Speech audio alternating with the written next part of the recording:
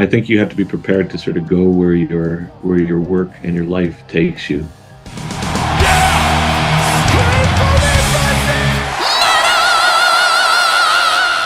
Hey everyone, welcome to the channel. My name is Belgian Jasper. If this is your first time in the channel, hit subscribe right now.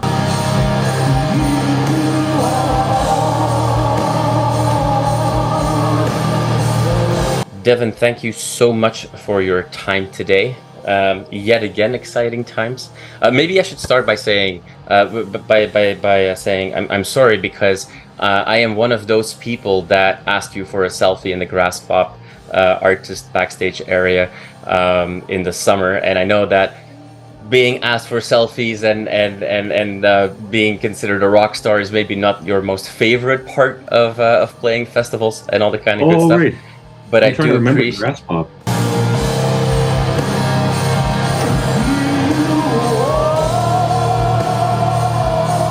Just to kind of pick at that, because I was there with several friends obviously, and many of them said like, well, the Devin Townsend show was like for me the highlight of Graspop, and it was a crazy amount of people. That I think it was 8,000 people that were jammed in this massive tent for you.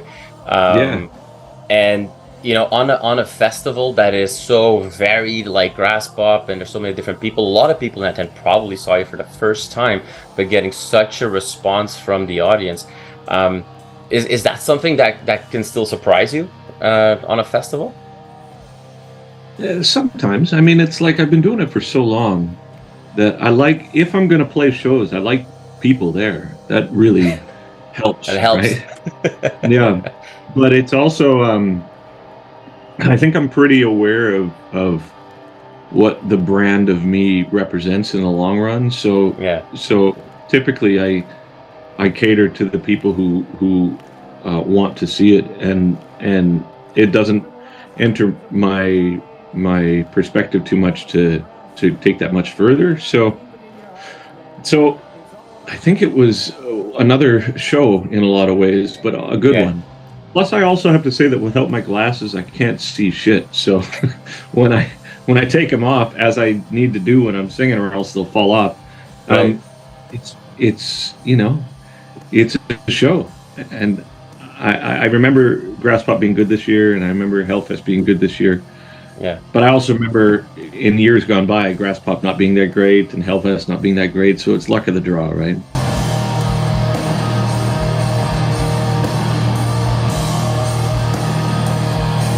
Particularly, and you switched through a couple of your signature guitars that you were using there. There was one particular white guitar that just sounded so good. What I know that certain guitars are needed for certain sounds and so on, but is there, out of all those beautiful ones that you have right there? Yeah, this is the one. Exactly, that's the one. Yeah, it's made by Aristides, based out of the Netherlands, and they're incredible guitars. Actually, it's I have my instrument world separated into 3 companies now, really. So the main one is Frameless. We do a very kind of over-the-top, beautiful. Each guitar is kind of like a piece of art in some way, and that's a guitar that I designed with them called the Stormbender, which is still in Europe, actually. I'm now working with Kiesel guitars because we're making a small headless guitar just for my ambient work. Okay. And it's got like a sustainer, and it's amazing. And then I work with Aristides for the Telecaster style guitars because I think they're gorgeous and I think they sound incredible. But I like being able to use the right guitar for the job, right?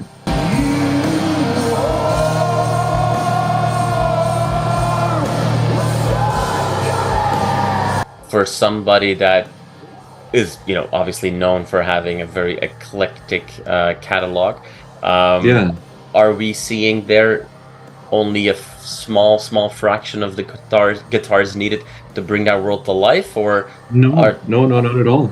Not at all. I mean, between those guitars, that's all I really need. I work with Prestige out of Vancouver for acoustic guitars. Yeah. But if I take that Aristides, the Stormbender, the Kiesel Headless, and the prestige, that's everything I need. I've got a Sadowski Telecaster that I really like for jamming on, but it gets less use than the others. Just it's like a less practical instrument. It's much more just like something that I play at home. Okay, all right. Yeah. Awesome. Well, I mean, maybe it's a good kind of like metaphor, I guess, for not needing too many, or that's a lot of different sounds can come from one guitar. A lot of different creative ideas can come from one person. I know that a lot of people ask you about, oh, well, you know, it's so eclectic, or it's almost like psychotic in a way to have so many different genres, but there's an irony to that expectation, because you know, you've made now 25 albums, and if number 26 would be the exact same as 25, people would be really like, huh? Like, it shouldn't Devin be different every time? Yeah, I guess. I mean, there's two things that come into my mind. First off, I don't necessarily do it on purpose to like appear like I'm being provocative, right? And it's funny, I have heard on several occasions that the interpretation of the fact that I make all these different types of music is indicative of psychosis. But I would argue that doing one thing to the exclusion of everything else, in my opinion, is much more indicative of some sort of lack of balance. I think on a practical level, the reason why I tend to do various different styles is the amount of energy that I put into making any one of these albums is frankly so much that when I'm finished, I just don't want to hear that style anymore.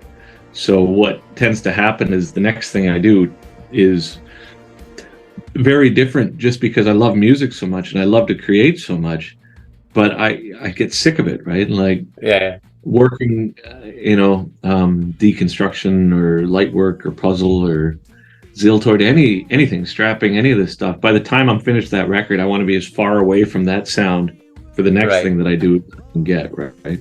Does that mean, I know that you've been extremely busy with the promotion cycle for this album. Does that mean that this is like the worst thing in the world for you now, because you've completed the album, you want to move forward to something else? Well, I mean, it's like anything. The job that I have, which I'm fortunate to have, like any job, includes a lot of things that are separate from the work. Like if you're a cook, a big part of the cooking process is cleaning up, right? Like doing the dishes is a big part of cooking. And arguably, even the people who really enjoy cooking, you're probably going to be hard pressed to find someone who loves washing dishes. And so I think that in the same way that in order to be a cook, that's part of the job, interviews, for example, or playing shows, and it's not that these are like things that I dislike, but they're very separate from the creative process for me. And long story long is I don't not enjoy it. It's just I also don't know if I relegate it to an enjoy or not enjoy part. It's just it's a part of the job, right? And could be way worse, brother.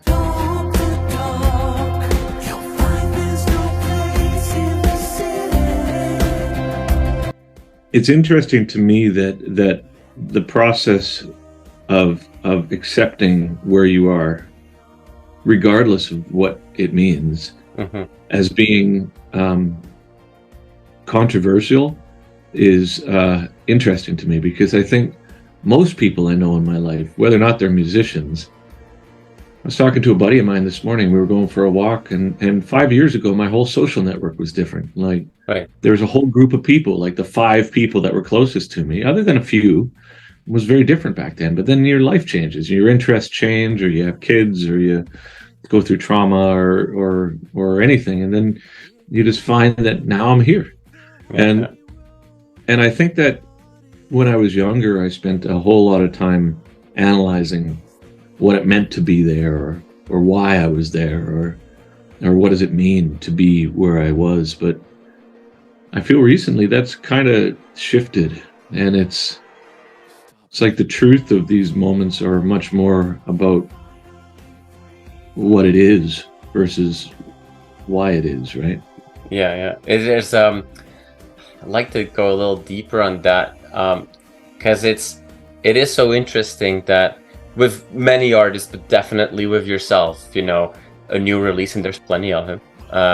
It always met a lot of analysis and debate, and we have to find a deeper meaning. And some cases you are very open about, this is where I was coming from, this is what I was trying to do. Sometimes it's more up for interpretation, and there's always a lot around that. And then you put it out, and at the end of the day, the audience likes it or they don't, and it's just that simple.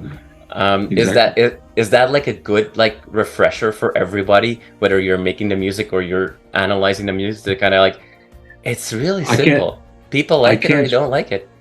Yeah, I can't speak for anybody other than myself, of course, but I do feel that there is an aspect of the analysis that I reflect on the work that I've done that wouldn't be there if I didn't go through interview cycles, right? So, like, I don't question the creativity. I question whether or not it sits right with me. I question whether or not it's something that I feel fundamentally describes a certain time for me. And the parameters for that are sort of ephemeral as well. You don't really know. It's just it feels right or it doesn't. And a lot of that depends on your frame of mind too. But a lot of the times when I release a record, I learned years ago that you're accountable for what you say. Just on a practical level, like what you put out there emotionally or creatively, your world ends up kind of resonating with on some level. And so if I don't have an answer for the questions about why I did it, or the, you know, response to an analysis of it as yes, I agree with that, or no, I don't agree with that, it can lead to interpretations of it that are incorrect, and I'm not comfortable with that, right? Like, oh, this song is about kicking dogs or something. And I'm like, actually, it isn't. You know, as long as we're clear on that, it's not, right? Yeah. But that being said, a lot of the explanations that I give for the work and a lot of the analysis that I've put into the work retroactively is only based on necessity rather than being an integral part of the process. It's had I not been asked about why I did it, I don't know how much I'd think about it, to be honest.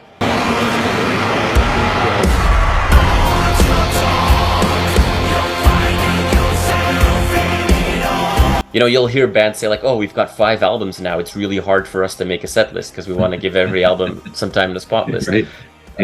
You know, how is that process for you, especially when many albums, if not all albums, have a very deep personal meaning, or at least a memory to a certain time? Is that hard to bring that together and separate that in a way? Well, that's a good question. I mean, a lot of it depends on who I've chosen or who I've ended up with, depending on the financial situation for a band. For years, I tried having bands, whether or not it was Devin Townsend Project or Strapping Young Lad, and it became clear to me that the varied nature of what I want to do, and also the varied extent of when I want to do it, leads to discontent if you're trying to keep a team together. And so what I've found over the past few years works best for me is hiring players on an individual tour level. And as a result of that, I structure the set list based around who I ended up with. So if I end up with a drummer who's like a heavy drummer, then it makes sense for me to do heavier stuff. If I end up with a guitar player who's really progressive, then it makes sense for me to do the more progressive stuff. If I end up with a couple of women in the band, then it makes sense for me to work the songs that have women in the songs, right? Like, and I like that variation, actually. And during the Graspop one, because of the pandemic, I ended up, out of necessity, working with a completely British band and crew. And it ended up that was the songs that seemed to be most appropriate with that group of people. And that makes the decisions easier too, because if I'm coming at a live show with a completely blank slate and 30 records worth of material, it's like kind of like good luck in a way, right? But I feel that, you know, like the one that I've got coming up in February is somewhere between the two. Like it's the same bass player and drummer, but it's Mike Keneally again on guitar. So I'm thinking of the set list ahead of time as, okay, well, what would be appropriate for that? And the hope is that every time I do a tour, it's like a different experience for people. And for a few years there, I did the same set, same group of people, same instrumentation, same set, like stage production. And then after 3 times coming back to, you know, the Grundspan in Germany, the audience, they're showing up because they're supportive, but they're also like, yeah, you know, I saw this already. Yeah. So I think that there's a certain potluck element to doing it the way that I've chose to do it now. There's a certain financial aspect of it that I had to be really cognizant of as well. Like prior to the pandemic, I went out with 10 musicians and 2 buses and a semi-trailer. And I can't do that now, right? So I've got to say, okay, well, what can I do? So at least I can be there playing shows. And then within that, how can we make it interesting? And it's different every time now. And I'm kind of cool with that in a way, because I like variation, clearly, right? Yeah. We've noticed that, yes. Yeah. Maybe not in my personal life, though, which is interesting to hear it out loud. Yeah. I really like consistency in my personal life. But creatively, yeah, I find that I enjoy not repeating the same thing over and over, just based on it keeping it fresh, right?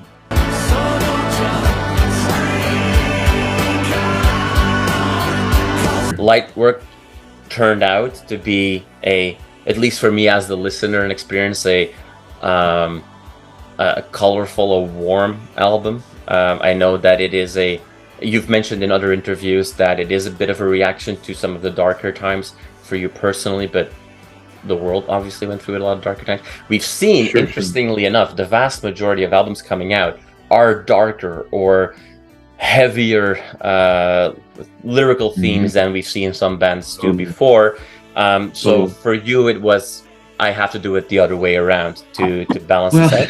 I've found that there's been a lot of people who just don't like it, and which is totally fine, of course. I feel that there's a couple of things that were at play with Lightwork. Number one, I worked with a producer, which was new for me, and it ended up that I needed to regain a certain amount of control at the end of that production process as well. So the whole aesthetic of the record is complicated on some level straight out of the gate. But it's like everything, a reflection of where I was at. It was a detour I didn't expect. And when I finished it, I was very proud of it, because it felt like, yeah, that's what I needed to say. So when people hear it and don't like it, or it doesn't work for them at all, the only thing that I can think is like, yeah, but I do, so I have to just kind of roll with that. And whatever happens next, I mean, it's anybody's guess.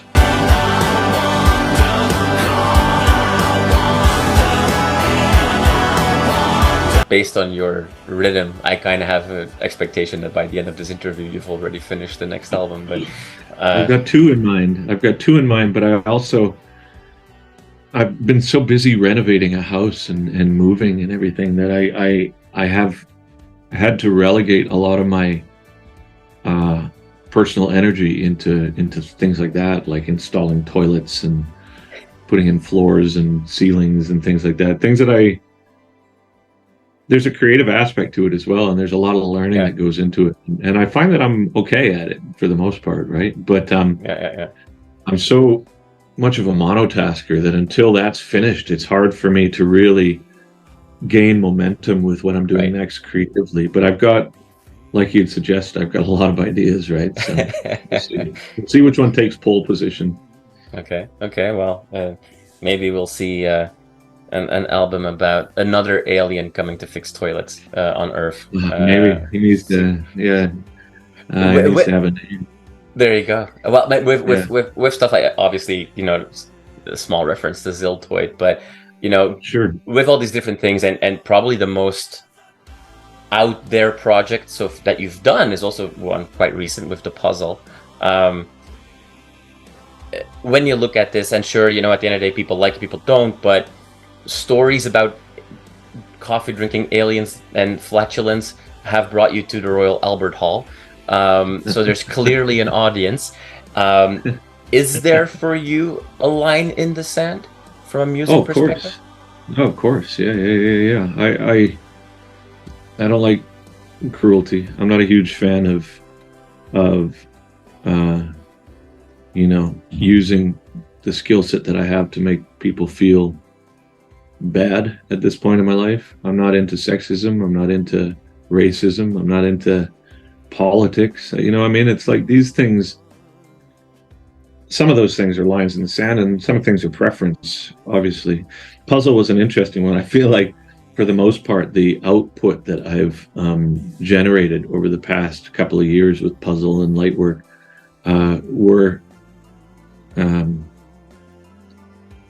were not what a lot of the audience wanted to hear, but it's what I wanted to hear. So I have to make peace with the fact that as I grow and as I change, there's a good chance that the things that drew me to a place where you can play Royal Albert Hall with a farting alien or whatever,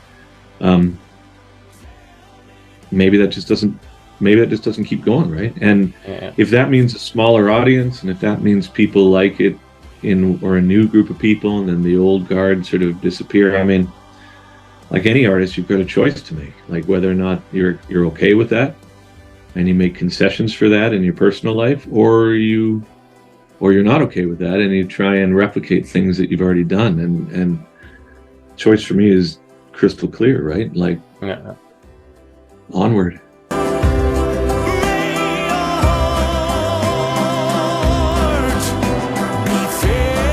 When you say, like, I don't like political things, for example, we're also in a society where things that weren't political now become easily political. Yeah, man. I think maybe there's no better example of your Canada logo tattoo on your leg, which for some people today in Canada might be a very political statement, and whether or not something was meant that way. Given, like, the breadth of your art, is that something that keeps you up at night at all? No. First off, I got that tattoo when I was 21, and I was living in the UK, and I was, Canadian, right? And people thought I was American, so it's just, I guess I was looking for some sort of identity at that time. Yeah. But no, man, the amount of people, like, I'm online a lot less than I used to be lately, just because the amount of people are looking to try and engage you, right?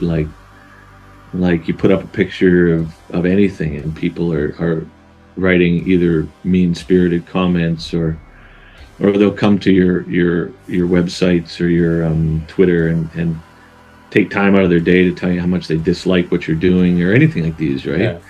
And I think that the tendency is for people to want to just, like, defend themselves or jump on it or whatever. But I'm like, fuck, whatever, man. It's your problem.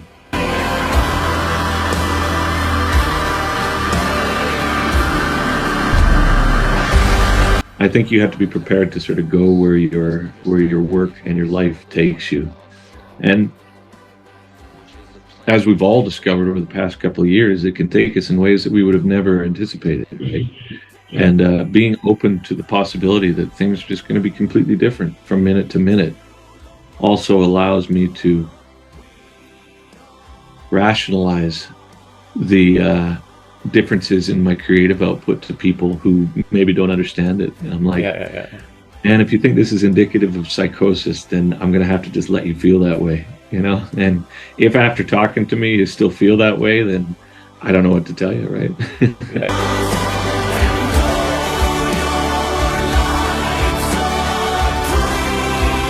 Devin, I wish I could ask you a million more questions, but I want to thank you so much for your time. I do appreciate it. Thank you. Yeah, and, you too.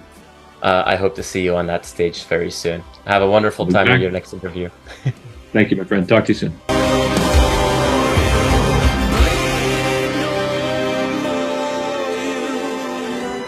You are awesome for watching this video. Click right here to see more content like it and subscribe to the channel.